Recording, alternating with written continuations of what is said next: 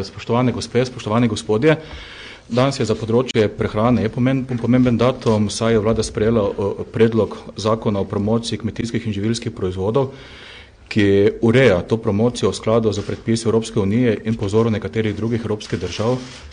Mi smo se tukaj zgledovali po najbolj uspešnih primerih znotraj Evropske unije, ti so Avstrija, Nemčija, Irska in Francija.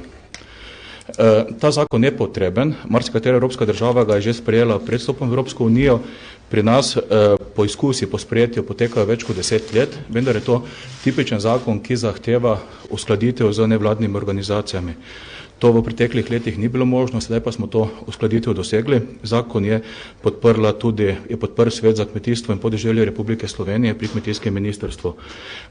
Mogoče kot na kratko povem, ta zakon pokriva zelo pomembno področje. Pokriva dejavnost več kot 74.000 kmetij v Sloveniji, pokriva dejavnost več kot 400 podjetij, ki zaposlujejo skoraj 14.000 zaposlencev v Sloveniji in dodatno 5.000 zaposlenih na področju proizvodnje hrane pri obrtnikih. Preko tega zakona dobivamo neko infrastrukturo za aktivnosti in za dejavnost na področju promocije, medtem ko obseg financiranja in vsebina promocije pa je odvisna od posameznih sektorjev.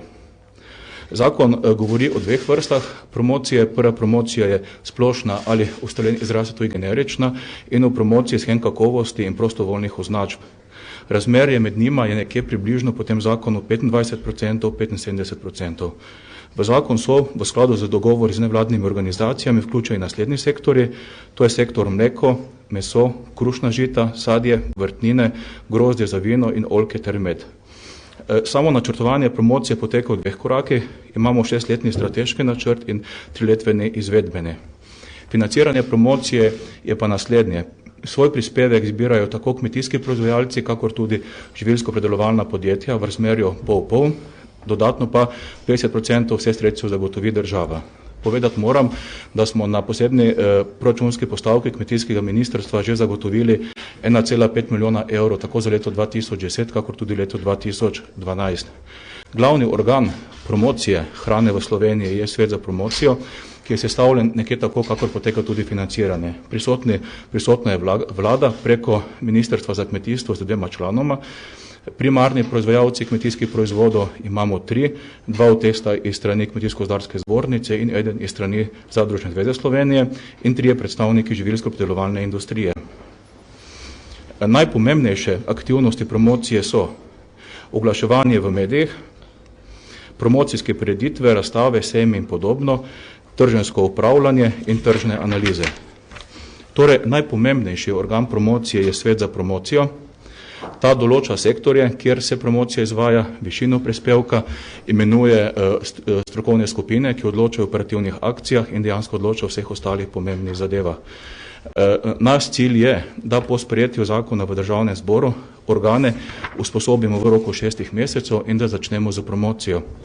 Verjetno bo ugotovitev, da za promocijo pričenjamo pozno, vendar odgovor je nasleden, res je, da je pozno, vendar boljše pozno kot prepozno.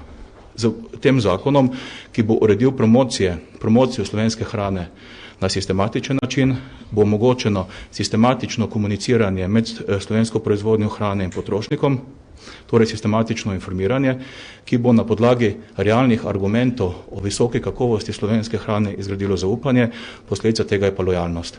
Hvala. Hvala, minister. Kakšno vprašanje za to temo? Ja, prosim. Dan, Lijana Buršič, Radio Slovenija. Konec minulega tedna je kmetijsko ministrstvo kmetijam izplačalo 3,8 milijona evrov pomoči ob finančni pa gospodarski krizi. Pa me zanima, kdo so prejemniki te pomoči in pa ali so med njimi tudi tisti, ki so letos že prejeli pomoč po ukrepu de minimis. Ja. Ta pomoč, ki smo letos izpeljali, je 3. intervencijski ukrep. Prvi intervencijski ukrep v vrednosti 3,2 milijona evrov je bil kot intervencija mlečnemu sektorju, bil je izpeljan na polovici tega leta. 29. novembra tega leta smo izpeljali intervencijsko pomoč 1,2 milijona evrov prašičerejskemu sektorju in generalno pomoč kmetijskemu sektorju 3,8 milijona evrov za slovenskim denarjem pa 26. decembra tega leta. Ta pomoč je bila ugotovljena glede na izgubo na posamezno gospodarstvo preko statističnega modela in mi smo povrnili 15% izgube. V sam ukrep pa bilo zajeto nekaj manj kot 2100 kmetij. V redu. Kakšno vprašanje? V redu, minister.